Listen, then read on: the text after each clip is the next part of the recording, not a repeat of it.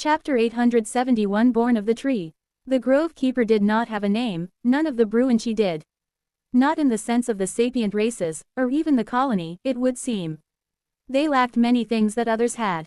No first or family name, no gender, no homeland, or indeed, any real history. They possessed no spoken language, little industry or cultural artifacts, no religion or relics or indeed anything that outsiders might think was essential to bind them together. And yet, no people on Pangara were more united than they. The reason for this was simple, and impossible for any other group to replicate: they were of one soul. The keeper could remember being born. A splinter of Mother Tree had broken away, not her physical form, but her very spirit, and been cupped in her loving hands. Embraced by the mother, that shard had begun to grow. Ideas, thoughts and emotions had coalesced slowly inside that timeless realm within the tree as the keeper had been nurtured by its sole parent. Over time the tiny shard had grown into a bright, burning spirit of its own, a fully grown entity, ready to be unleashed on the world. Yet that had not been the way. Rather than being sent out into the world, the keeper had been kept close to the mother, released from her hands and allowed to mingle with the other spirits she had raised. How to describe that world? The keeper didn't have the words to paint an accurate picture. There was warmth, and comfort, and safety. More than those things, there was community. Thousands upon thousands of Bruinchi frolicked there, held within the soul home. In that place they experienced a wordless joy as they enjoyed the company of quite literal kindred spirits. Of one soul, they had no need to communicate, able to share thoughts and emotions on a primal level that transcended physical reality. The keeper had spent most of its life in the soul home, beyond time, beyond the individual, held in the embrace of the mother. Now though, the keeper felt the push. It was not a command, or a directive. The Mother Tree did not interact with her children in that way. Instead, it was a gentle suggestion, but one that not a single Bruinchi had ever refused. As the keeper's spirit began to move, so too did many that were close, all of them shifting with increasing speed as they departed their home and entered the wider network that was the mother and her roots. Through twisting paths and coiled branches they flew, each radiating joy and happiness as they reveled in the journey and each other's company. The keeper felt a deep satisfaction. This was what it meant to be Bruinchi, this togetherness and unity of purpose that couldn't be found anywhere else. When they finally arrived at their destination, they found the mother had prepared their vessels, as she always did, and they leapt into them like children into a burbling stream. It was always a strange shift of perspective, when they joined with a body. They transitioned from beings of pure light that existed only within the mother, to creatures of mundane reality, with senses and limbs. There was sadness in the loss of freedom, but also joy of a different kind. In their physical bodies, they could effect change on behalf of the mother, and lift each other up. The keeper experienced a quiet, dream-like state as the body prepared by the mother continued to gestate. A steady flow of life mana poured in and in response the keeper grew. Powerful, trunk-like arms swelled with strength as the bark coating thickened and hardened with time. Quietly, on the edges of awareness, the keeper could sense the others growing alongside them. So many, clearly the mother had great plans for them. In time, the process was complete, the keeper stirred for the first time in this new form. Wood creaked and snapped as the giant form broke free of the root on which it had been formed, the keeper stretching their limbs and opening their eyes for the first time. Nearby, thousands more emerged at the same time. Keepers and regular Bruinchi alike shook their new bodies as they connected with each other via their wordless bond. As one, they felt the presence of their mother descend. Her mind, so enormous and powerful that it dwarfed their flickering selves, lay a gentle hand on them, and through that, they knew their purpose. The keeper turned to the others of its kind and they quickly organized themselves, gathering together with their kindred and then setting off through the tunnels. They had been formed close to the main routes, but their steps quickly ate up the ground as they proceeded through the winding tunnels. There was an eagerness to the thousand-strong group, a fierce energy that radiated from them as they moved with purpose. The mother had held them back for so long, but at last they had been set free. The keeper's wooden frame was alive with righteous anger. The enemy had tormented the mother for too long, nibbling at her roots and consuming the spirits of their kin. The aid of the colony had helped turn the tide, and for that they would be eternally grateful, but it wouldn't do for the conflict to end without striking with its own branches. The Bruinchi should be the first to fall in the defense of their parent. And now she had at last allowed them to do as they pleased. A deep hum rumbled out of the keepers, a wordless exclamation of grim satisfaction as they strode forward. Giant hands of iron wood flexed their thick fingers. The mother had granted them forms suitable to battle, she must have stockpiled these resources as the colony fought. Overflowing with strength, the Bruinchi marked relentlessly forward. When they came upon the termites at last, they surged as one, the hum growing in volume until the air vibrated with the strength of their rage. Too late, the termites turned to face the new threat, unable to form ranks or organize their numbers in time. The keeper brought both hands down in an overhead smash, pulping the closest monster with a satisfying crunch. They stepped forward, slamming a foot down on the defeated foe as it trampled forward, savage joy alight in its soul. A feeling that was shared amongst them all. As one, the Bruinchi advanced into battle, their spirits aligned and singing the same song. Chapter 872 Emissary Part 1. The colony learned much from the ways of the surface people. We studied many industries that they had developed over hundreds, thousands of years. Agriculture, metalwork, fletching, administration, pottery, tea-making, and many others. Some of the learnings were exceptionally valuable and proved to have a long-lasting impact on us, whereas others were less useful. Nevertheless, the thirst for knowledge and understanding within the family was insatiable, any tidbit that might help us in our struggle was sought after zealously. So it was that I became drawn to the field of philosophy. Surely, I thought to myself, none of my brethren would have taken the time to study such an esoteric field. Therefore I would be the first, and break new ground for the family by utilizing the knowledge and techniques found within for our betterment. I was sadly mistaken. The surface dwellers occupied themselves with so many pointless questions, the answers to which seemed most obvious to me. Why do I exist? To help the colony. What is the purpose of life? To help the colony. Why does the universe exist? For the colony. What is death? When you can no longer help the colony. Though it all seemed so clear to me, the human, Golgari and others couldn't seem to grasp hold of anything. They drove themselves mad with rhetoric, driving down rabbit holes and fudging numbers back and forth until they lost sight of the questions they were trying to answer. The more I dove in, the more tangled the maze became. The pursuit of truth was entirely lost as they tried to make the simple complex and the complex simple. I lamented the lack of purpose from my years of study for a long time. Fortunately, I was able to realize that my effort had not been wasted, that there was some good for me to extract that would benefit my family. More than any other ant, I knew the thought processes and values of the sapient races. I knew that they were weak. From the private notes of Immanuel Kant. If he had told himself a year ago what he would be doing now, he would have told himself he was insane. Though Wallace Danton, once the head guard of Rilla, had long suspected his egg had cracked when the colony had invaded his city. When the ants had approached him to take up this new role, he'd seen where they were coming from. In their eyes, he was a natural fit. He had combat experience against the ants, had attempted to defend a city against their assault, and had then gone on to live with and work alongside them for an extended period of time. Who better to represent the colony when approaching other independent city-states on the frontier? His hands rose to tug at his uniform almost of their own volition, but he stopped them before Yasmin caught him at it.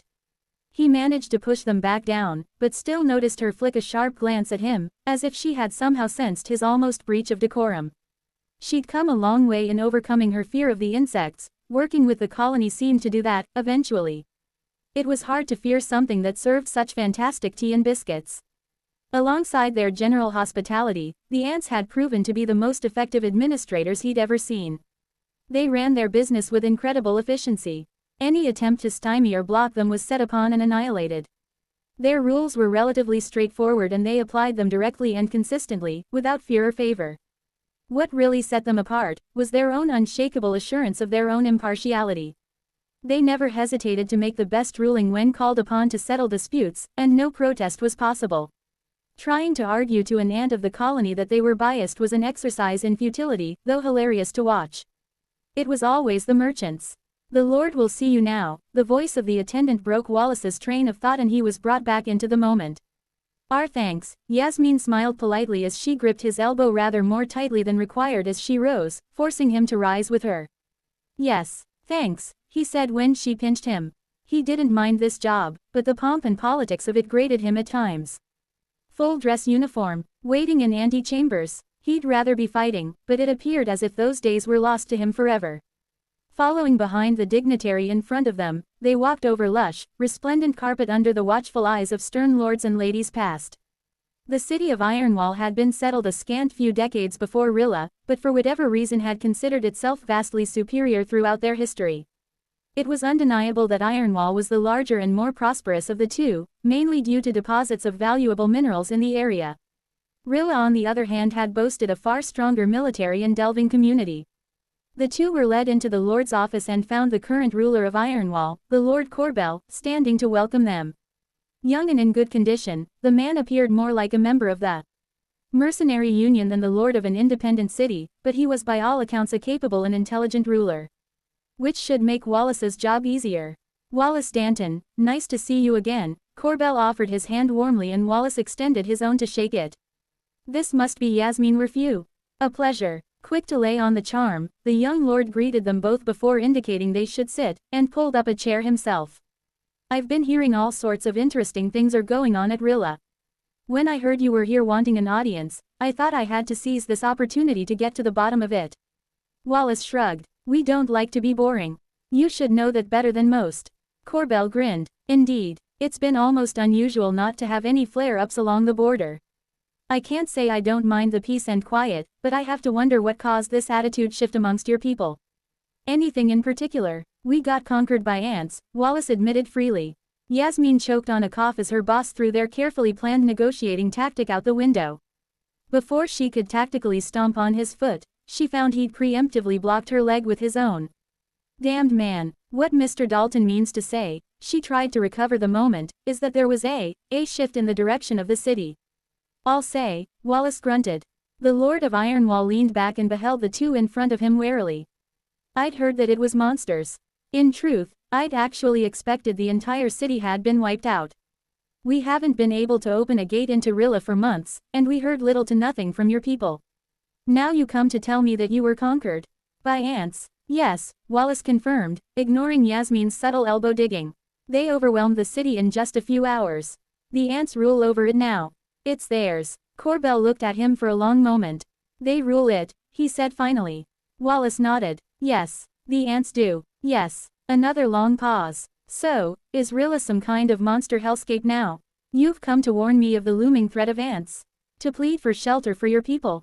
The young lord appeared wary and confused. Wallace moved to set him at ease. No, of course it isn't some hellscape.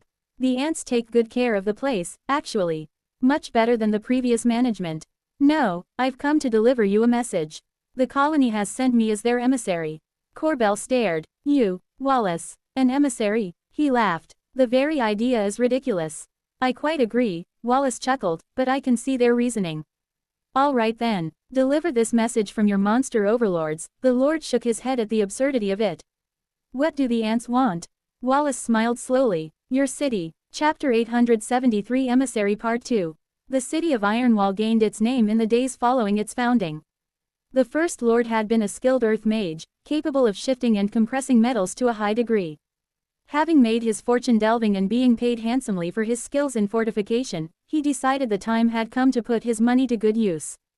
Together with the extended family, he put together an expedition and found a location on the frontier to establish his own independent city. The stone here was rich with minerals, particularly iron, and over a period of decades, the First Lord excavated and compressed the outer shell of the city into an unbreakable wall. Surrounded by a sphere of almost pure, hardened metal, the city was renowned as an unbreakable fortress, a rare island of safety in the wild and undeveloped frontier. Combined with the prosperity gained from mining the rich dungeon seams in the nearby expanse, the city grew quickly to the relative powerhouse it had now become. At least, that's how the locals thought of it. In Wallace's eyes, the city was a fat calf, just waiting to be slaughtered. The people had become complacent, confident that the work of the founder would keep them safe, as wealth had continued to accrue. Trade through the gate network had made the people wealthy, but the lack of threat had made them indolent. The impregnable shell, the unbreachable gates, had complete faith amongst the citizens here. They could not imagine a world in which they would fall, thinking that the only things that could exist in the dungeon were those that they could imagine. That was their fatal sin. You want my city? Lord Corbell looked at him as if he were insane. Is this some sort of joke? Yasmin glared at Wallace for a moment before she turned back to the Lord with a more moderate tone. The colony has sent us to inform you of their intentions. They conquered Rilla some time ago, and are now in the process of increasing their territory. It is unfortunate, but that includes your city. Are you insulting me? Corbell slammed a hand down on his desk. You think you can just walk in here and tell me that some insects want to take my city from me? As if they were less dangerous because they're insects. Isn't the opposite true? Wallace thought to himself. We wouldn't dream of insulting you, Wallace drawled, and I believe I can explain why this situation may seem so strange to you. The young lord settled back in his chair, anger still plain on his face. Speak, he said curtly. Wallace straightened himself in his chair before he went on. The colony is quite young, in general terms. They've only been intelligent for around a year. Perhaps less, I don't have the exact dates on hand. The point being, they are quite new to the idea of diplomacy and aren't quite sure how to go about it. These creatures are intelligent, of course they are. You can't expect me to believe you haven't had any scouting reports at all. I lost several patrols trying to investigate what happened to Rilla, Corbell frowned. I stopped trying and gave you up for dead. I can't say they aren't competent, Wallace nodded. Well, I can more or less see how this has come as such a shock to you. The ants are trying to understand what you and I might consider rules of war.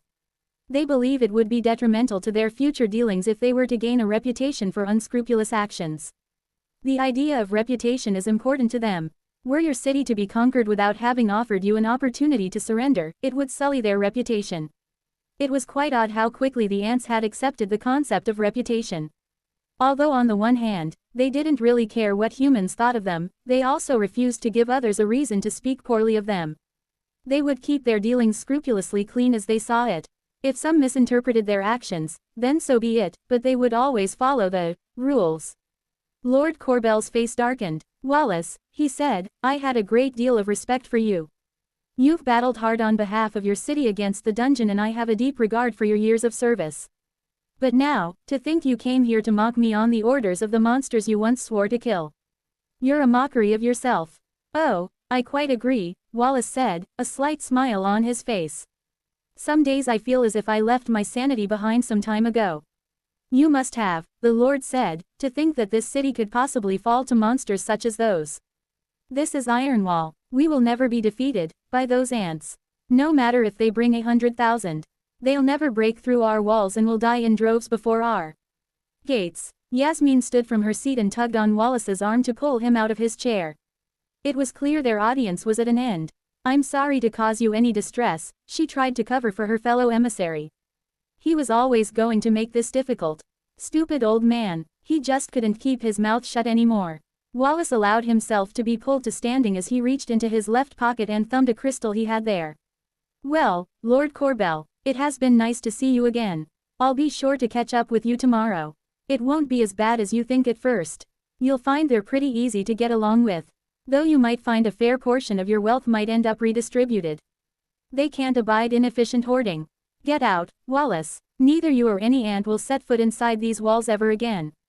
Wallace Dalton shrugged. Well, of course, they don't have feet. Sounds of distant alarm were suddenly heard as crystal matrices around the office sparked to life. Garbled voices and panicked shouting began to echo throughout. Lord Corbell looked around in shock before pounding feet echoed through the door, followed by a host of finely dressed soldiers bursting into the room. My lord, one cried. The city is under assault by monsters. Wallace sighed and rolled his shoulders. He flicked a glance at the others in the room, judging their mood before he decided to tactically return to his chair. His knees hurt these days. Is this your idea of honor? The young lord demanded. A surprise attack while you are still in the city to negotiate. Wallace raised one brow. What do you mean? I offered you a chance to surrender and you rejected it. Why wouldn't they attack? They aren't afraid that I'll take you hostage and execute you. Honestly, I told them that such things never happened and they shouldn't worry about it. Yasmin clapped a hand to her forehead. This lunatic had no regard for his own life, but at the least he could care a little about hers. Corbell turned back to his soldiers. This is Ironwall. There is no need to panic, we have driven off stronger foes than this. Contact the gates, wake the reserves, and get every man and woman ready to fight. There is no chance that they can break through as long as we commit to the defense. Sure about that, Wallace pointed out the nearby window. The soldiers and their lord looked out to see streams of ants already climbing along the walls and ceiling of the great chamber in which the city stood. The much-vaunted shell that had defended them for hundreds of years had already been pierced in several places, holes the size of a small house having been punched through somehow. Hundreds of ants had already entered, a number that soon ballooned into thousands. The gates are under heavy assault. The garrison is being attacked from underneath. There are reports of tunneling beneath the castle, my lord. This area isn't secure. Lord Corbel couldn't process the repeated shocks that came at him faster than he could comprehend. What in the world was happening? Rilla lasted longer. Wallace grunted with satisfaction. I knew that wall was overrated. Chapter 874, Colony vs. Colony Part 21. By repeatedly firing smaller, more manageable gravity bombs, have been able to lock down one side of the assault so everyone else could concentrate on the other. Digging Sarah out is becoming a higher and higher priority at this point. Her roar, even buried under termites, is deafening. She must be causing absolute mayhem in there, but she can't last forever. Unfortunately, enough time has passed for the enemy to burrow their way to our current position, so once again we are coming under fire from all directions. When they pop up directly beneath, above and in front of me, it becomes impossible to keep them away with the bombs. The chances of drawing myself in and getting damaged by my own spell are way too high in that scenario. Reluctantly, I'm forced to stop casting them. The exercise has been incredibly valuable as a learning experience, however. I've been blasting out gravity bombs at full strength, holding it back to unleash it only in the final moments as an all-or-nothing strike. It's been my trump card against my strongest foes, and for that reason I've been reluctant to spend my gravity mana, wanting to hold it back to pump into the mega bombs I used against the termite nest or against Crocus. The potential of multiple smaller bombs has been completely lost for all this time, but now I realize the incredible utility. With my current reservoir of gravity mana, I can probably cast as many as 20 bombs the same size as the first one I threw at the centipede nest. If I can master the ability to develop them rapidly and throw them out in controlled ways, it'll be super useful. Gravity mana, roaring back into usefulness even before I get the specific skill. I knew I wasn't wrong to place my faith in it. Even so, we are in trouble here now. With the enemy pouring in, we have no choice but to huddle up and fight them in as dense a formation as we can. At the same time, we try to tunnel our way to Sarah, literally drilling into a seething wall of termites. It's not easy. Surrounded on all sides, we fight desperately to hold our ground and prevent the never-ending waves of termites from overwhelming us. We are soon nearly buried under the biomass left behind by the defeated foes, and we shovel in food when we get a second of time, but there's no way we can keep up with it all. Chrysalis manages to pack away a stupid amount of food into her 3 maws, but even then there's just too much. If only she could rapidly convert that biomass into more flesh, that might be an idea for her next evolution. Getting whittled down over long battles is one of her key weaknesses, but that could be overcome so long as she has access to food if she could make that conversion quickly. As it is, it'll take several hours for that food to replenish her store of shadow flesh. In this sort of battle, Chrysalis is at her best. She's unleashed as many limbs as possible in order to annihilate the termites quickly, and it's working to a degree. Thousands of tentacles are out there, each one wriggling and writhing as it seeks to grip a termite and render it to pieces, but this strategy isn't without drawbacks. She can't accurately control so many at once, despite the mutations and organs that expand her control. With everything that she's poured into it, Chrysalis can probably utilize up to 100 tentacles at once, which is insane when you think about it. I only have 6 limbs and I still get them tangled on occasion. With 1,000 tentacles thrashing around, many of them are operating on complete autopilot, which is far from useless but massively inefficient. Although these mindless tentacles are still doing damage, they are also being destroyed far faster than the limbs that she can manipulate at will. In short, Chrysalis' offensive capacity is rapidly getting thinned. Tiny on the other hand, just keeps on punching. I know his stamina is flagging and he'll have to stop being so liberal with his heavy punches, but for now he is going all out. I'm honestly impressed he's been able to keep going for this long. The number of termites he's defeated must be close to my own total, which I didn't expect. The increase in his skills has really pushed him up to another echelon. Good work, Tiny. Keep hitting right to the end. It shouldn't be long before we get relieved. I sure hope it isn't long before we get relieved. The sooner the better. I didn't expect it would be this hard to hold off the termites. Another lapse in judgment. I'm confident that the colony are rolling up the enemy like a Persian rug right now, but if they don't do it fast enough. The moment you get it charged up, you need to unleash your laser again, NVIDIA. Try to take as many out as you can. ISSSSSS Hall have SSSS them all. I mean, if you can, great. Have at it. I shift the focus of my mind elsewhere. Sarah, can you hear me? How are you? I try to reach out and touch her mind, but all I get back is a wall of pain and rage.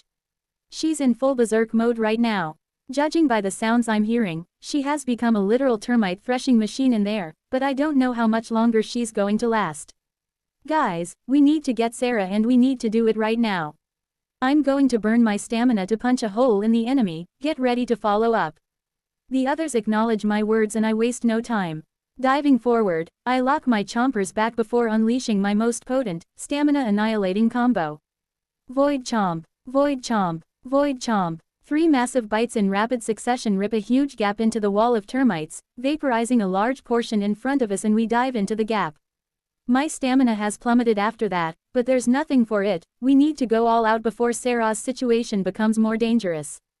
Surrounded on all sides by termites, we prepare to unleash hell before they can collapse on us, but I'm distracted by a faint sense of something I didn't expect on the edges of my range. Is that, Bruin Chi? Chapter 875 Injured Pride. Rasentep reached out with his mind to sense the situation as closely as he could before he relaxed a scale. He was careful to let nothing show to his fellow Karmado as they stood together, directing the termite assault. He had nearly panicked, and feared he would need to intervene, when the prospective ancient had sallied forth with such brazen confidence, rushing into the center of their encirclement without support. It was an insane maneuver, and for a moment, he had feared the monster had taken complete leave of its senses. After consulting with his attendants, they had quickly dismissed the idea and realized the true strategy at play. Dangling such tasty bait in such a blatant way was crass tactics and would never work under normal circumstances. Any competent commander would realize it was bait and act accordingly, pull back, organize a staged defense without leaving any openings. This situation was anything but normal. The Karmado were working on incomplete information, they had less than perfect feedback from the termite troops, and it was difficult to get a clear picture of what was occurring at times. Even more to the point, the leadership here was in the hands of largely inexperienced juveniles. Expendable pawns who could safely be dismissed as rogues, who'd acted without permission or support. Their lack of patience and poor judgment irked Rasentep, though it played into his hands in this instance. How is that miserable creature still alive?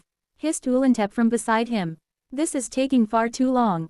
The irritated mage was so incensed she nearly raised a claw to scratch at her scales before her attendants leapt forward to prevent the shameful display of irritation. Under their careful ministrations, she was able to calm herself somewhat, though each of her peers kept an eye on her. They had not missed the near slip. The young these days. Rasentep shared a glance with his lead attendant, the two of them sympathizing with each other at being forced to associate with the uncultured and wild youth. This too was noted by the gathered Karmado, and with his point made, he got back to focusing on his task. With luck, he had been assigned as part of the group tasked with hunting down the fearsome Tier 6 ant. He'd hoped he could fail at his task just enough to enable the creature to survive, though he had expected that one or several of the pets would need to be sacrificed in order to appear convincing. It wasn't to be. Despite being completely surrounded and made to endure a relentless assault for over an hour, the ant and his followers were yet to fall. A remarkable achievement. I believe we must consider falling back to reserve the remaining creatures we have at our command, he spoke gravely over the mental link. We have expended much and gained nothing in this endeavor. If we become hot-blooded and make poor decisions, that which can still be salvaged will also be lost. Accusing those who disagreed of acting in an un-Karmado-like fashion was a deliberate tactic, and one he was pleased with. Hot-blooded was almost a curse word to his people, and in this situation, the moniker stuck. Trying to hold the line and kill Anthony would only result in further losses at this point. The colony had punched through their thinned lines with ease, eradicating everything they found in the way as they drove the termites out of the Mother Tree's island. Only small pockets of resistance held now, but they wouldn't last for long. The moment they fell, the ants would then encircle what remained of this army, including the Karmado themselves. Even the Bruinchi had marched out and now were mere minutes away from meeting up with the Tier 6 ant. The moment they connected, there would be no chance of succeeding in their mission. How can a small group of Tier 6 monsters be so difficult to exterminate? Ulantep growled. We have attacked with tens of thousands of termites. Our creatures aren't as weak as this. I think we have overestimated the strength of our design in this scenario, mused Garapatep. Although we shifted the soul-devouring termite design in the queens to a new anti-ant variety, that work was largely rushed. Especially when we compare it to the effort we put into the initial form which found such success against the tree. When it comes to fighting high-quality monsters with extreme levels of compact strength, our soldiers are far from effective weapons. The lead mage of one of the design teams, Garapatep, was at least keeping his cool, as a proper member of their society should. Your analysis feels accurate to me, Rasantep agreed with the promising young mage. The termites are a poor tool for the job, an issue we tried to overcome by applying extreme numbers. However, only a dozen or so of our monsters can engage with the target at a time, and that simply hasn't proven to be enough. Though that had surprised even him. Anthony and his pets, along with that powerful bear, had proven to be absolute powerhouses, capable of destroying huge numbers of weaker monsters without tiring. It only further convinced him that Anthony was of interest to the Red Truth. A very promising prospect, perhaps the most promising he'd seen in 100 years. We will retreat, Ulantep declared, much to the others' relief, though they hid it well. We have suffered a grave defeat today, but we will not endure complete loss. If we regroup, we may still be able to succeed in our endeavor. The general mood across the mental bond was positive, though Rasantep wondered how much of that was simply a front. There was a general level of blind optimism about the young, and he could sense a little of that around him as they directed their army to abandon the fight and escape. They had to get out of the area themselves if they wanted to avoid a fight, so they wasted no time in mounting their entourages on their back and setting off through the tunnels. How do you think this will play out, Master? Amanzel asked over their bond. Do you believe that we can regroup and push the ants back once more? Unlikely, he sneered, though he kept his face perfectly still.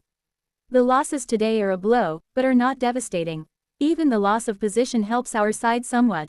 The ants have been drawn out of their heavily fortified territory and must now fight on fresh ground. They also have more surface area to protect, which makes them more vulnerable. But that is only true if the numbers remain relatively the same.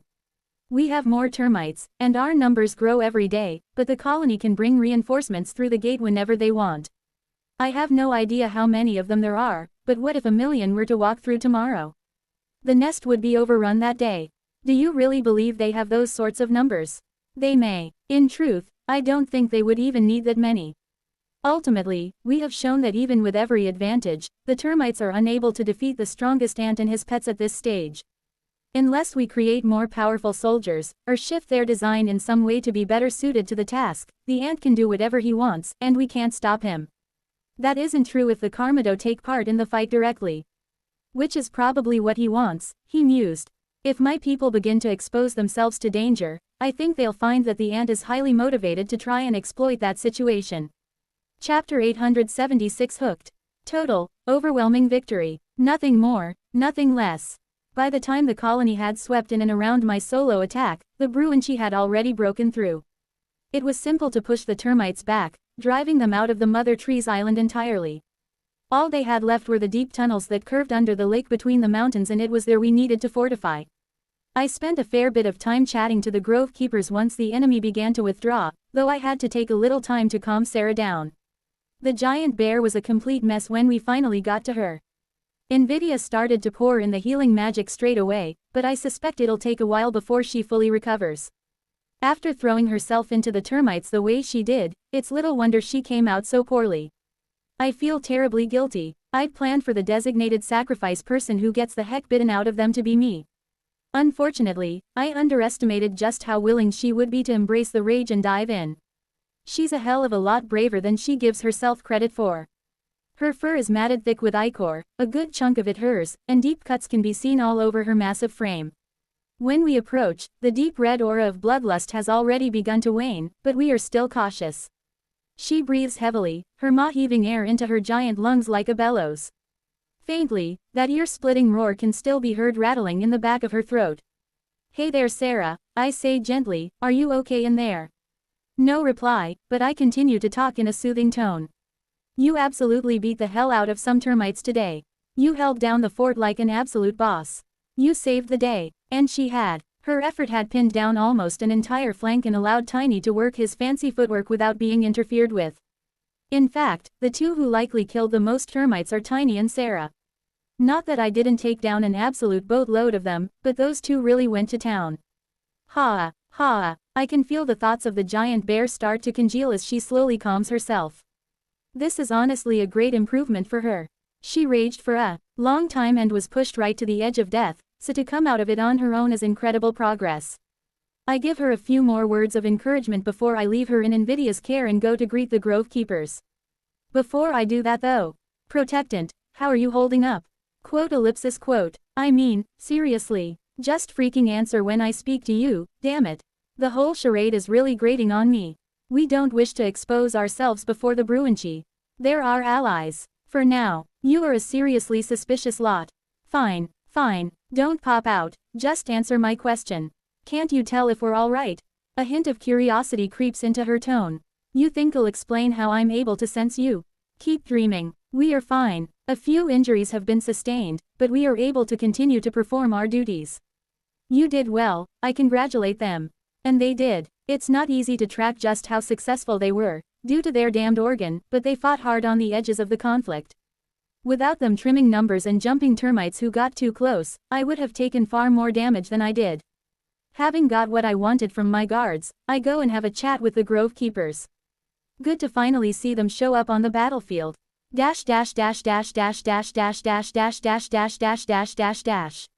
Sarah was exhausted, beyond exhausted. She felt as if her mind were slowly rising to the surface of a swamp. The rage still clung to her, thick, like molasses. But she was coming out of it. Every breath was so heavy, each giving her that little bit more clarity. As she returned to herself, the pain arrived. Held at bay by her berserk state, it came now in waves. Her whole body was in agony.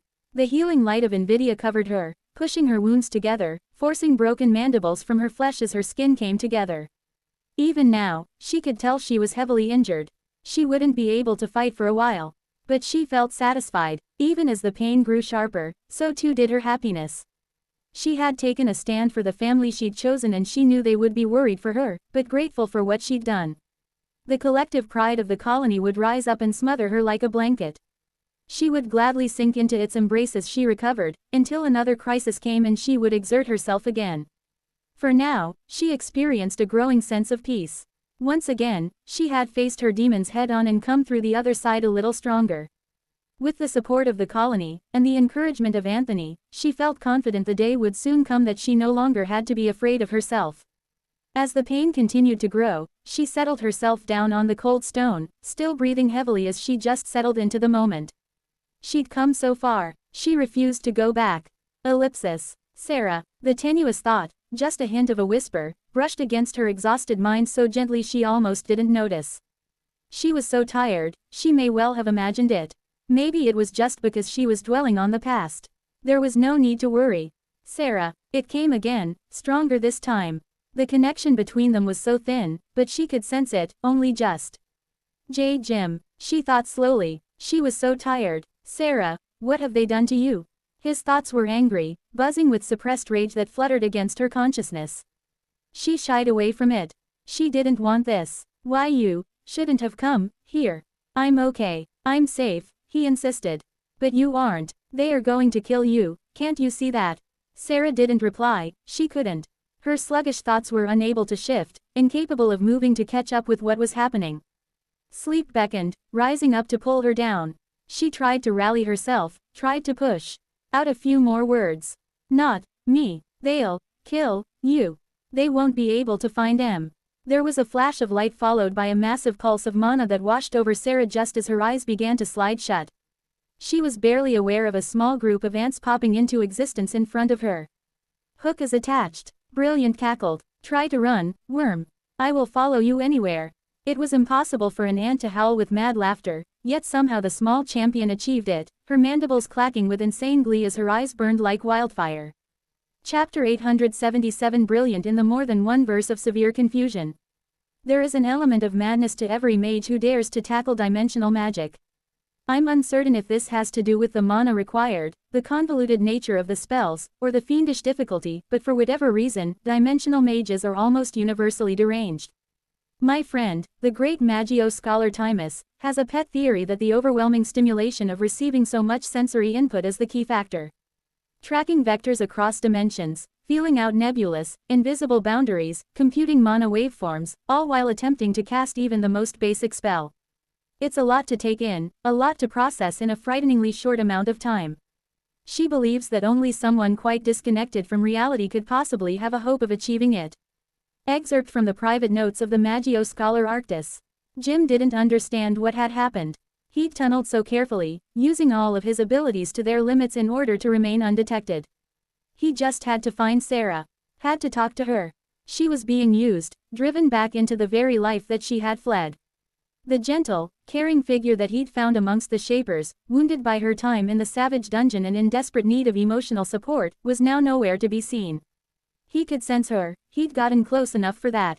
Wounded, close to death, her life force leaking out onto the tunnel floor as she soaked up healing magic like a sponge. Anthony had pushed her to the limit and she'd nearly died. Again, there was no limit for that shameless creature.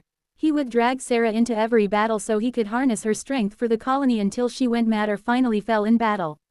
He couldn't allow it. When he'd finally succeeded in reaching out to her undetected, something had gone terribly wrong. Sat safe inside his space-warping tunnel, he'd felt a strange lurch, as if something had lodged right in his gut. He'd immediately gone into a defensive thrash, but there was nothing there, at least nothing he could sense. Panic rushed to the surface, only exacerbated by the sudden appearance of 5 ants next to Sarah. He felt mind magic begin to batter at him immediately and he did his best to ward it off as he began to scramble. His long worm body twisted in and around itself as he desperately turned himself around and tried to speed away. His whole body jolted heavily and he slumped to the floor of his own tunnel, utterly confused.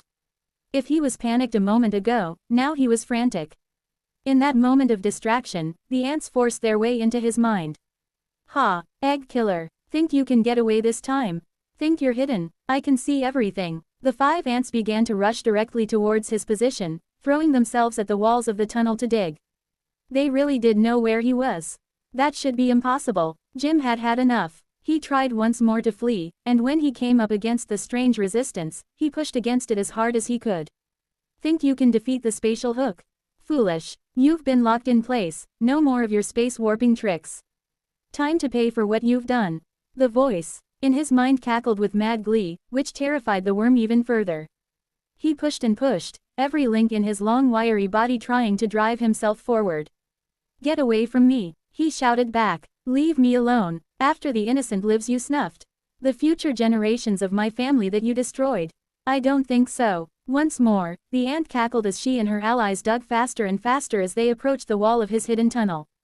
The closer they drew, the more frantic he became, until his muscles began to tear from his desperate struggle. There was a horrific rip, as something deep within him tore, but finally he felt some forward momentum. With a surge of wild joy, he leapt forward and tried to speed away. Oh no you don't, Brilliant roared. Vaguely, Jim was aware of the ant's mana changing in a strange way, but he didn't care. So eager to flee he paid attention to nothing else. He rushed forward now that he finally could, gaining momentum until, a moment later, he realized something was very wrong. Where was the tunnel? Where was the good sweet earth he'd used to propel himself forward?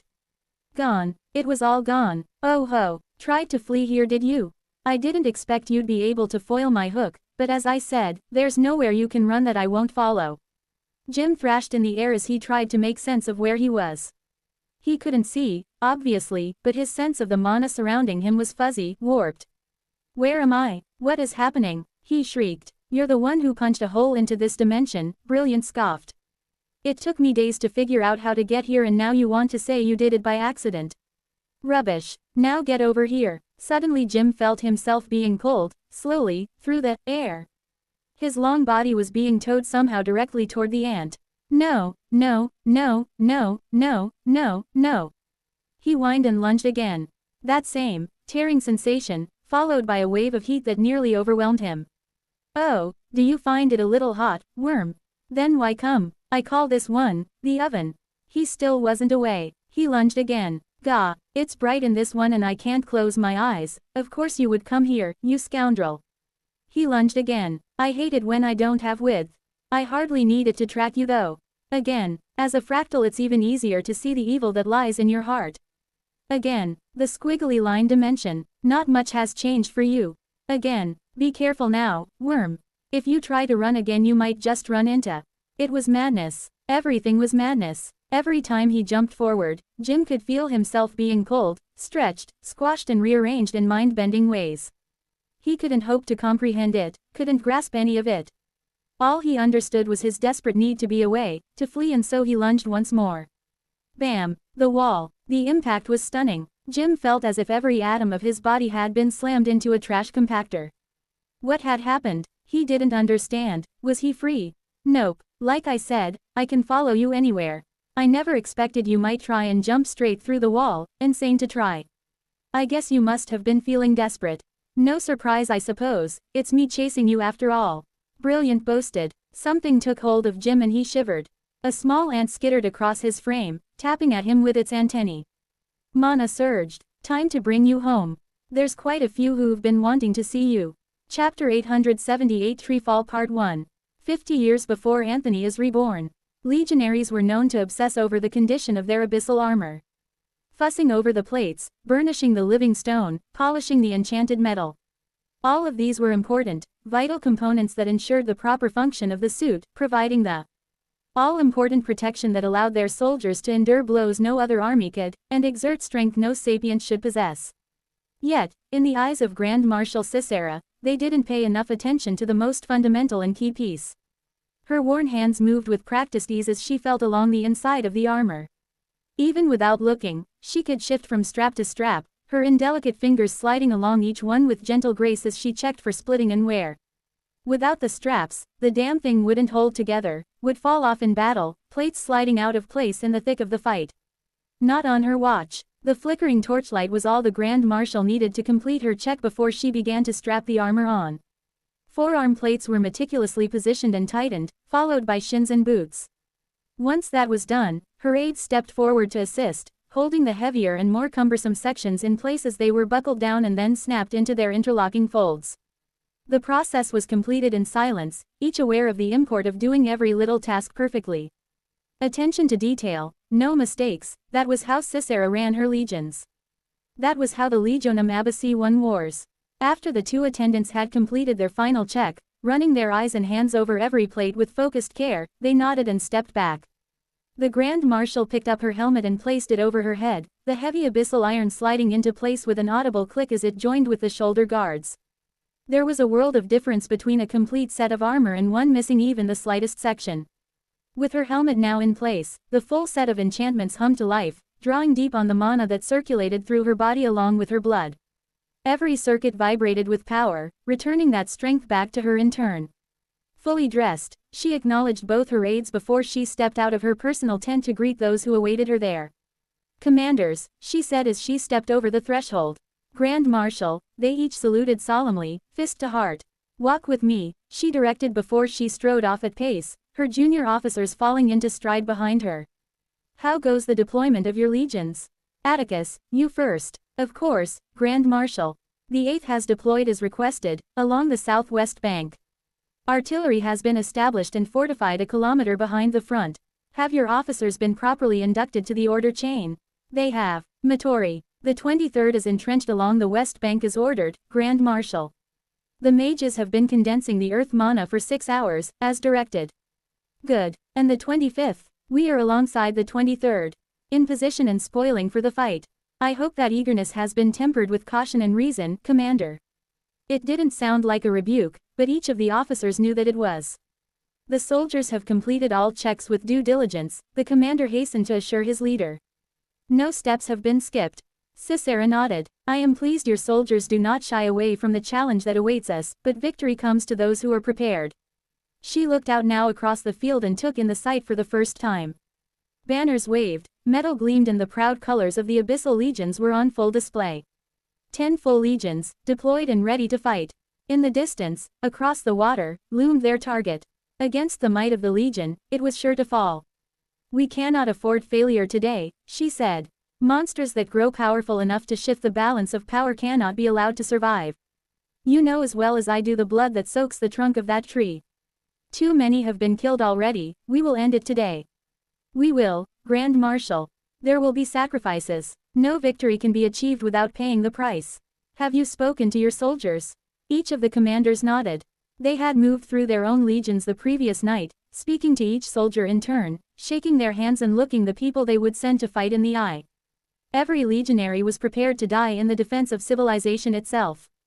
"Very well," Cicera said finally, her voice flat and emotionless. "Send word to begin bombardment."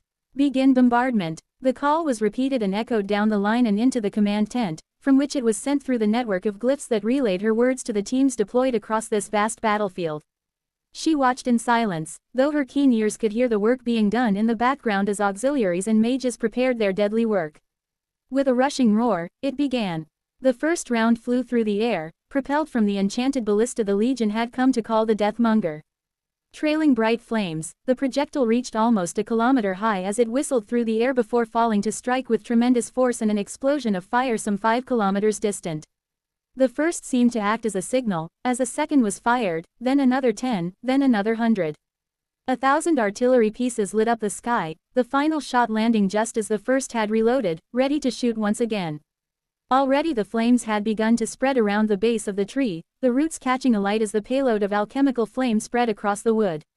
"The mages may begin to cast," Cicera ordered calmly, the words echoing out from within her helmet. Again, her orders were relayed across the entire field in moments. As one, the reserve mages stood and began to pool their mana. 10 great fireballs, each more than a dozen meters across, began to take form as hundreds of mages poured their energy into them, deepening the color and intensifying the flames. Extend the bridges. The earth mages, after 6 hours of relentless preparation, finally let loose their condensed rock. From one island to the next, a great span began to form, pushing aside the mighty waters of the lakes and providing a way forward for the legionaries.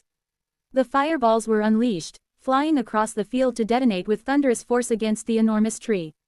Cicera could almost imagine she heard it groan in pain, though it might just be the wood shifting. Advance. Chapter 879 Treefall Part 2. 50,000 legionaries and 100,000 auxiliaries made up the army under the Grand Marshal's command. A mighty force that any in the dungeon would fear to confront. This level of commitment wouldn't normally be needed, even to annihilate a powerful mythic-grade monster. But when a powerful mythic-grade monster began to populate the dungeon with its own race of offspring, such a thing could not be allowed to stand. The consul had spoken, and so the Legion had moved. Supported from behind by the alliance of old races, they had made a stand. The spawn of the dungeon could not be allowed to proliferate out of control, lest the world fall into ruin. Hundreds of Munger bolts arced through the air every moment, the distant explosions ringing out in a constant patter. The heat from the combined fireballs of the mages could be felt even in the command tent, and after just 10 minutes of the barrage, large sections of the tree roots had already caught flame. Rhianus stood on the front line, watching the conflagration grow as the combined ordnance of the Legion flew over his left hand bore his heavy assault shield, locked into position with the soldiers on his left and right, presenting an unbreakable wall to the enemy. He kept his right hand near the hilt of his gladius. The time would soon come when he would need it. Advance, came the order from the centurion behind him, repeated down the line. As one, the legionaries stepped forward, off the island and onto the great ramp that had been formed of mana only moments ago. In that moment, he felt invincible. His full suit of abyssal armor flooded his limbs with strength, and the thousands of brothers and sisters at his back assured him only victory was possible this day. The Legion's might was on the march, nothing could stand in their way. Crunch, crunch, crunch, crunch. The steady march of the massed ranks was precise as a drum beat, their metal boots slamming down into the fresh stone in perfect sync. "Shields high!" roared the centurions. "Ha!" bellowed the soldiers as the front ranks hoisted their shields higher, till the top edge sat just below their eye line. It felt as if the world was ending over their heads. A rain of fire and death the likes of which these legionaries may never see again. In front of Rhianus, the great tree loomed. Kilometers high, as thick as a castle, it was a monstrous thing to behold. Fitting, seeing as it was a monster. A living creature, born from mana to enact the dungeon's will. Today would be its last. "Brace!" the centurions shouted in unison. Though he saw nothing, Rhianus and every legionary down the line acted instantly. They stopped the march, dug in their heels and brought their free hands up to support the shields in front. Not a moment too soon. A tangle of roots erupted through the stone in front of them, vicious ropes of plant matter as strong as steel whipped at them, trying to curl over their shields and cut through their armor. "Attack!" came the order. Rhianus dropped his right hand and snatched his gladius from its sheath. With reflexes beyond those of a mortal, he slashed out 5 times in under a second, the enchanted and hardened abyssal steel of his blade slicing through the roots like butter. With a shout, he dashed, hundreds of kilograms of legionary killing machine launching forward, shield high and blade nothing more than a flicker of light. Up and down the line, hundreds of legionaries engaged with the plants, cutting them down as they appeared, but the tree wasn't done. Something pushed up the water on either side of the ramp, a vast presence rising from the depths. A vast amount of water bulged upwards as enormous pods breached the surface, splitting open as they did so. A wave of green gas emerged and swept over the legionaries in an instant, but that didn't sway them. With their modified physiology and the protections of their armor, they were near immune to poison. What took Rihanna's focus was the many rows of serrated needles nestled within the flesh of the flowers. Shields high, he didn't need to be told twice. The moment he got his shield up, he felt a rapid series of impacts that forced his arm up against his chest plate. With his view blocked, the vines emerged once more to curl around and try to slide inside his armor, but he was vigilant. The gladius slashed out once more, cutting away the seeking roots while he endured the barrage. A moment later, the pods were struck by precise artillery fire, exploding in a burst of flame that caused hunks of smoldering plant matter to rain down over the bridge. Once more, the legionaries braced themselves and began to advance across the gap that separated them from the trunk of the tree. The monster clearly didn't want them to approach, and Rihanna was alert, expecting more tricks with every step. Surprisingly, there wasn't another attack until they had almost reached the other side. Rising from beneath the titanic roots came an unorganized mob of creatures that could only be described as gnarled trees come to life. Amongst them were enormous, lumbering figures, twice as tall as the others. These must be the children the tree had been producing. The new creatures strode forward, determination and rage brimming from every inch of their frames. Rihanna grinned as he advanced in lockstep with his brothers and sisters of the Legion, his hand tightening on the hilt of his blade. This would be fun. Chapter 880 Tree Fall Part 3. Breathe, in, hold, release, hold, breathe, in, hold, release, hold, slowly. Patience was required. The sharpest blade couldn't be forged in a day. The metal had to be unearthed, refined, smelted, shaped, heated and cooled over and over again until the final temper had been achieved. The perfect weapon was the work of a lifetime. And so was Orina. She was the Legion's weapon, its sharpest and most perfect. She had been forged over many years, placed in the fire, molded, quenched, then thrown back into the heat once more. Breathe, in, hold, release, hold. As she repeated the mantra and controlled the air that flowed into her body, so too did she influence the mana around her. It pulsed, rising and falling along with her lungs. Vast quantities rushed into her body, were contained, and then released. Each time she drew it in, the energy within her grew that little bit more rich, more vibrant. It wouldn't be long now. Breathe, in, hold, release, hold. Deeper and deeper she sank. Her worries fell away, her past fell away, her joy, her sorrow. With each breath, more pieces of her heart and mind were released into the dark, where they could not reach her. All that would remain was the pure core, her instincts, her training, and her unending warrior spirit. She honed her mind as the blade was honed, until it had reached the perfect, razor's edge. The aura that rolled off her in dense waves felt as if it would cut the air.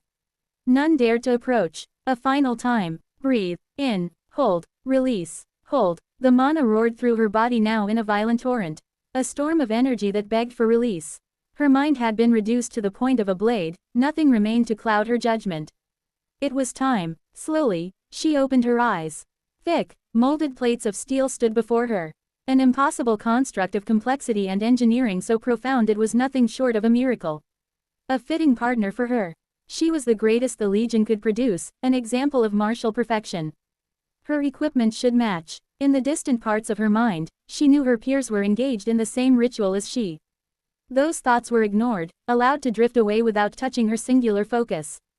With measured steps, she moved towards her armor, her balance effortlessly perfect. A ladder had been prepared, but she didn't need it, vaulting up to land on the wide pauldron and look down. Blue, so blue it hurt to look at. A shimmering pool of intense light, so vibrant and filled with power it almost overwhelmed her senses. Liquid mana. One last time. Breathe, in, hold, release, hold. Orina placed her hands on either side of the opening and smoothly lowered herself in, plunging herself into the liquid in one motion. Agony. The concentrated mana flooded her pores, seeping into her body and threatening to rip her apart. But it didn't happen. The vast rivers of magic that flowed through her came into contact with this new power source and found a delicate equilibrium. If she were any less saturated with mana, she would have died the moment she dropped in, but this was far from the first time. For her, With practiced ease, even submerged as she was, Orina found the straps that bound her in place, tying them off expertly before she reached up to pull the opening shut above her, sealing herself in. The armor hummed to life. Pressed against the unspeakably detailed enchanted matrix, she could feel herself meld with the metal, her unique skills, possessed only by the chosen few within the Legion, coming alive. The pain continued, but she didn't feel it. These were the moments she lived for. Her mind expanded and suddenly she could see through the thick plates of metal in front as if they weren't even there. Her body moved, the armor moved, and Orina was whole once more. She couldn't feel the fierce grin that split her face as she reached out to her right, the gauntlet closing around the hilt of her beloved sword. Blade in hand, she strode forward, perfectly balanced, as each step was announced with a resounding boom. The same sound came from her left and right as her fellows emerged from their pens, ready to fight. This was a rare occasion, one that hadn't happened in her entire career. 10 of them had been called up for this action. There was no chance of failure. The battle was already well underway. Several kilometers distant, legionaries tangled with strange wooden creatures large and small as artillery and mage fire rained down from overhead. The tree looked to be fighting back. Bulbs sprouted all over the place, rising from the water, drooping down from the absurdly thick boughs overhead to launch spores and bladed seeds back. She would need to cross the water using the land bridge the Legion had established in order to support the front line. It was quite a distance, it might take her as much as a minute. Simple mission: engage and eliminate. Once that tree is cut down, we can head home. Bruve's mind felt as cold and distant as Orina's own. She too had been divested of all that would impede her function as the perfect weapon. Engage as you see fit, came the order. The mental link was ended. Let's go. Orina took a step, followed by another, then another. Her momentum built with impossible speed. The size and weight of her armor should have made it impossible, yet it happened regardless. By the 5th step, she was flying across the ground, each bound carrying her an absurd distance as the scenery whipped past. In 15 seconds, she had reached the bridge and was still gaining speed. Past the wreckage and broken stone. Past the dismembered and fallen roots. Past the fallen and dying soldiers who lay bleeding on the ground. As the fighting drew closer, she leapt high, over the massed ranks of the legionaries and down amongst the throng of tree people. She fell like an armored star, her sword flashing, light from the blade sweeping out to carve through the wooden fighters like a scythe through wheat. The faces of the soldiers lit with awe and pride as their finest members arrived on the battlefield like avenging gods. It was a privilege to fight alongside men and women such as these, and their efforts redoubled in the presence of the greatest warriors ever produced. The Praetorians had arrived on the field.